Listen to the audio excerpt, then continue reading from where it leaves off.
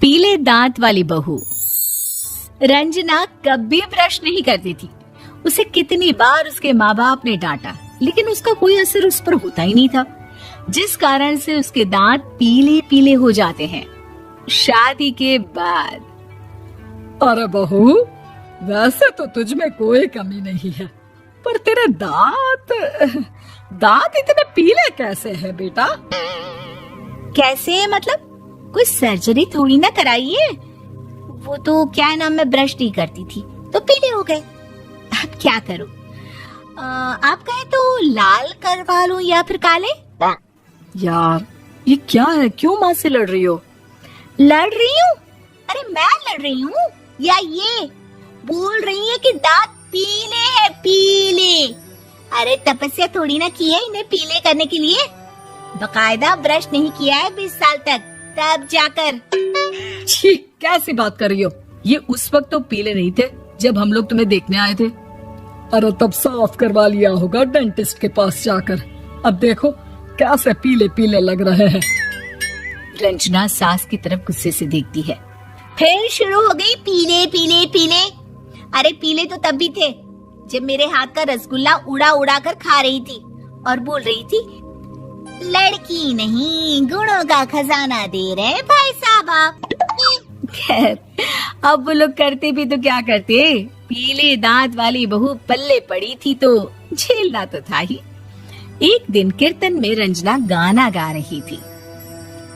अरे कमला बहन, माँ का द्वार है, यहाँ तो सब शुद्ध होकर आते हैं, फिर अपनी बहू को ब्रश भी नहीं करवाती तुम।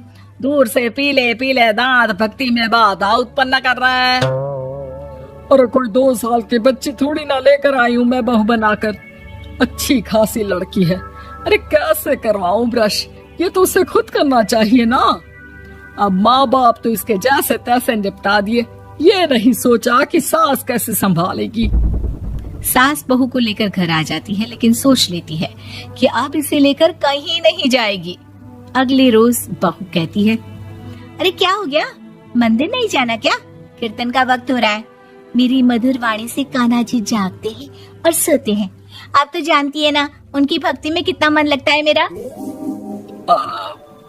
वो क्या है ना, तबीयत ठीक नहीं लग रही है मेरी, आराम करूंगी मैं।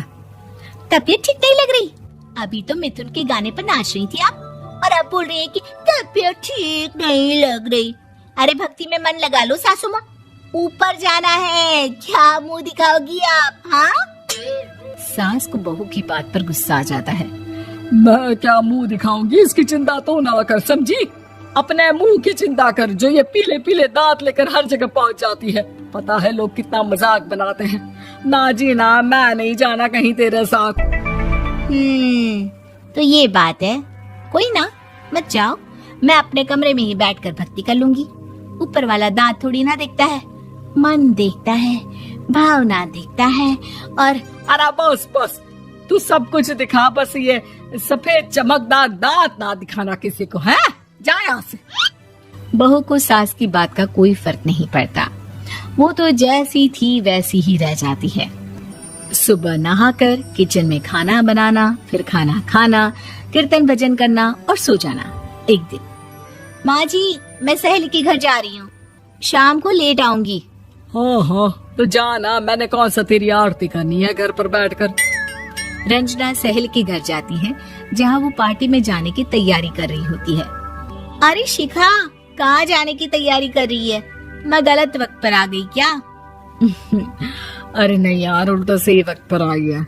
मैंने ये साड़ी और ज्वेलरी निकाली है यार, शाम को इनके ऑफिस की एक पार्टी में जाना है। बताना कैसा लग रहा है ये सब?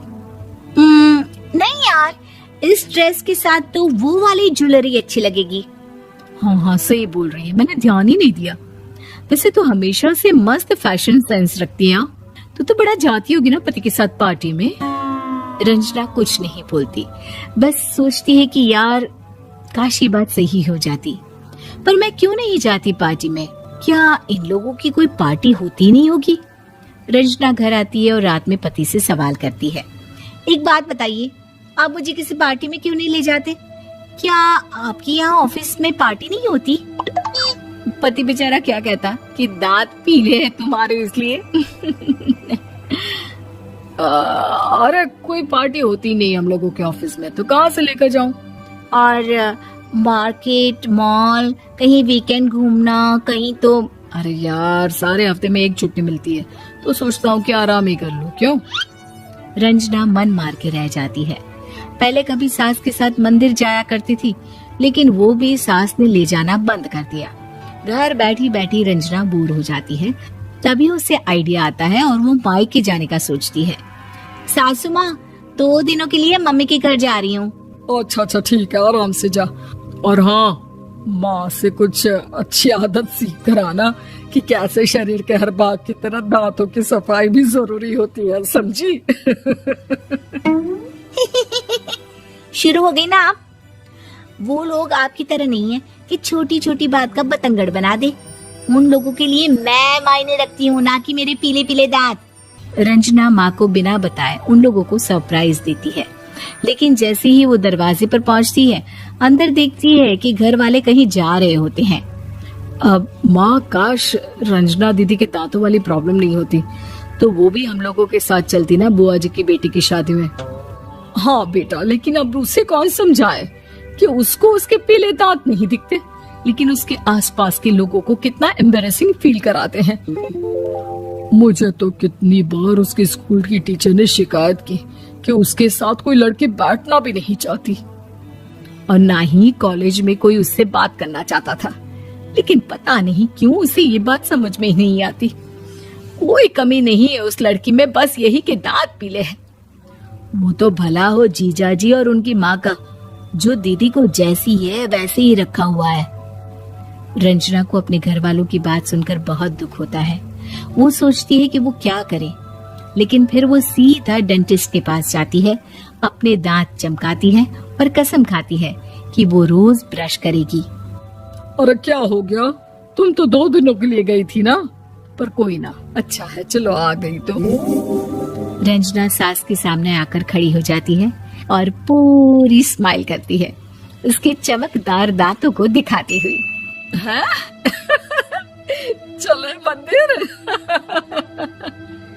माँ, मुझे माफ कर दीजिए, मैंने आप लोगों को बहुत एम्बैरेसिंग फील करवाया। मैं आज से रोज ब्रश करूंगी।